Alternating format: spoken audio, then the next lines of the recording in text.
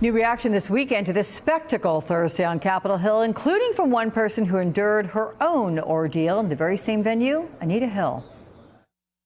He also was able to express a real anger and aggression, as well as a lot of emotion. There was, I assume that those were tears that were sniffling.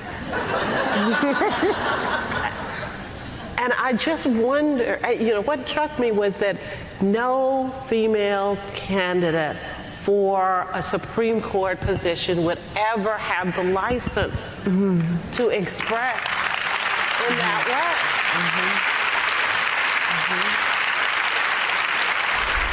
way. Let's bring in Jonathan Alter, columnist for the Daily Beast and an MSNBC political analyst, and former House GOP committee counsel Sophia Nelson, an NBC Think contributor. Big welcome to you both. Sophia, what you heard there, is that a fair assessment?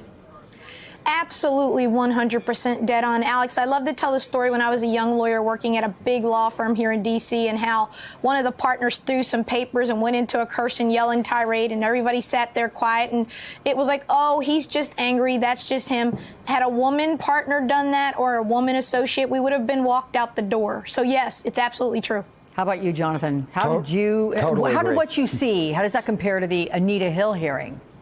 Well, people have been making a lot of comparisons, and actually Brett Kavanaugh took a page from Clarence Thomas's book. Remember, when he came back after Anita Hill's testimony, he called it a high-tech lynching, which turned out to be a very effective argument. But there's a big difference between Clarence Thomas's testimony and Brett Kavanaugh's, and that is there's no evidence that Clarence Thomas committed perjury and lied in his testimony.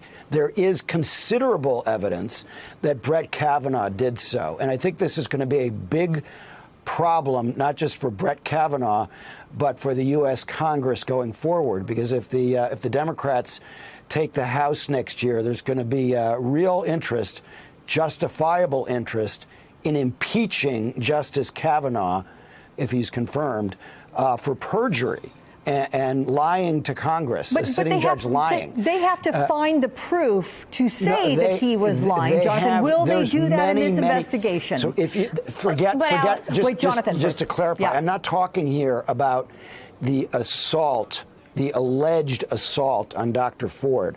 I'm talking about a dozen other occasions where there are now a number of stories that you can read where he very clearly did not tell the truth about a wide variety of things, where it can be established that with witnesses, that he did not tell the truth. You can take some of the examples are very little, like just take the Devil's Triangle. That was not a drinking game. There's nobody who says that was a drinking game. It was a reference to three-way sex. He lied in saying that it was a drinking game. Alex, I hear Jonathan, and I understand where he's going, but let us be clear. It is difficult to impeach a justice. You've got to have, you're talking about 50-plus senators, the VP, particularly if you've got the Republicans still in control of the White House apparatus, right, even if the Dems flip the Senate. So my better argument would be, Jonathan, I'm in agreement with you, but I'd rather see us stop the nomination before we have to go through the shenanigans of getting rid of the justice. I think it would be terrible to put the country through that, but impeachment is in the House. Conviction is in the Senate. You're absolutely right, Sophia, that the chance of his being removed from the Supreme Court would require 67 votes in the Senate. Very unlikely. The chances of impeachment being voted out of the House Judiciary Committee controlled by Democrats in February or March of next year, I'd say is now a significant possibility. And then you would have a trial in the Senate where all of this would be litigated. Now, we thought this was going to be about Donald Trump, and the Democrats have been studiously avoiding saying that, they want to impeach Trump, who was elected by the American people. In this case, you have a confirmation that was rammed through. And if he doesn't end up getting confirmed, and I think Democrats next year will take a very different attitude toward impeaching Kavanaugh than toward impeaching Trump. Right. So, Sophia, long term here, this conversation we're having, and you're a Republican, and you are agreeing with Jonathan here about the prospect of maybe this nomination should be pulled. I mean, I'm thinking back to over a week ago when we were listening to reports of Ivanka Trump, in a very clairvoyant sense, telling her dad, you need to pull this nomination, start fresh, go with someone new. Why is that, despite all of everything that has percolated in the last week, 10 days, why is that not the predominant thought on behalf of the Republicans? Like, let's just stop here and start over with someone fresh. Alex, I wrote a piece for the Daily Beast before the testimony of Kavanaugh and before the second allegations came out and the third allegations that they needed to pull him.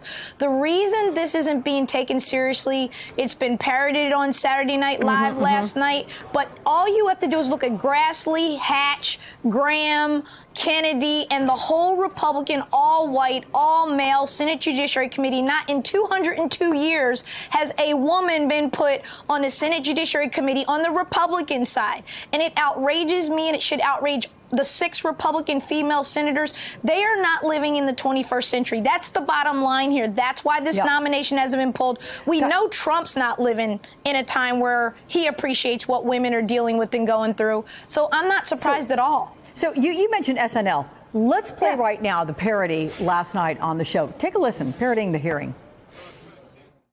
What I've seen from the monsters on this committee makes me want to puke, and not from beer.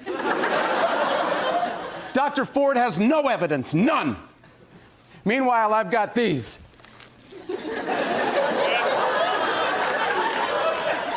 I've got these calendars.